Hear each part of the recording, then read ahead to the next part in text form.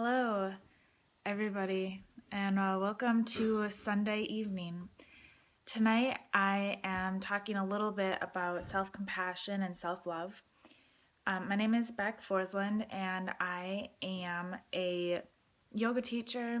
I am a life coach, and I work mainly with women who are creating wellness, and creating a little bit more of a inner peace along with an outer peace. And today we're working mostly on the inner self, how we feel about ourselves inside, and with the idea of using practices or using a few things that we can do outside of ourselves to get that inner peace.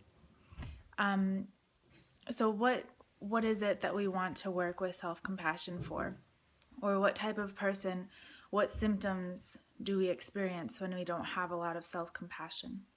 And I'd love for you, if you're just joining, we're talking about self-compassion and self-love and the symptoms that show up when we don't have a lot of it, or when maybe we could use some more.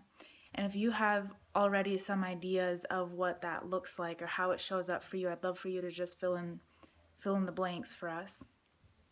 So a few things that I've seen in my clients is just tendency for self-sabotage, kind of doing things that are against what we say that we really want in life.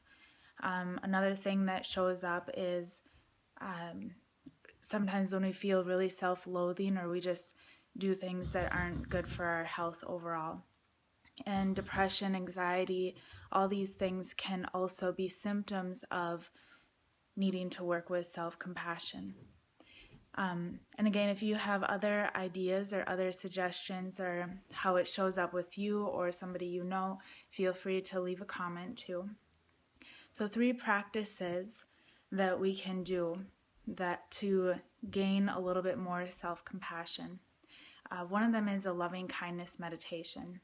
And a loving kindness meditation is a meditation that we can use to grow into ourselves, to feel a little bit better about who we are. Hello, everyone who's joining. The first practice, we're talking about practices that we can do for self-compassion or cultivating more self-love. And one is a loving kindness meditation.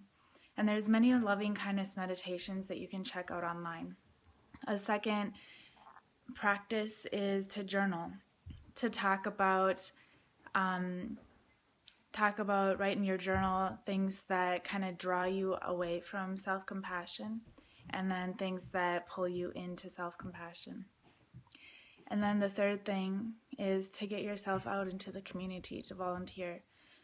Sometimes I've seen that we can get really caught up in ourselves and how much we feel dislike for ourselves, or maybe don't feel so good about ourselves, that we get so caught up in that idea.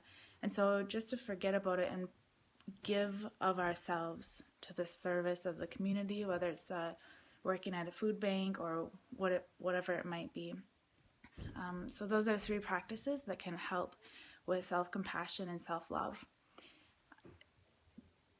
I like to keep the periscopes short, sweet, simple, to the point.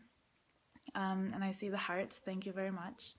Do you have any questions or any suggestions or anything else that's showing up for you tonight? I'd love for you to post it in the comments.